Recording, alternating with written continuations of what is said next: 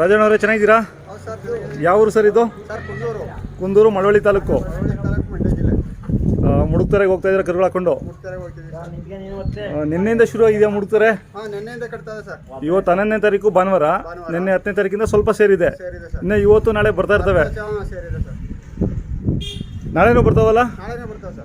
ನಿಮ್ಗೆ ಎಷ್ಟು ಕಿಲೋಮೀಟರ್ ಆಗುತ್ತೆ ಇಲ್ಲಿಂದ? 15 ಆಗ್ಬೋದು. 12ರಿಂದ 15. ಒಂದೇ ಜೊತೆನ ನೀವು ಹಾಕೊಂಡು ಹೋಗ್ತಾ ಇರೋದು? ಕಡ್ಸುಗಳಾಗ್ತಿಲ್ಲ? ಹೌದಾ?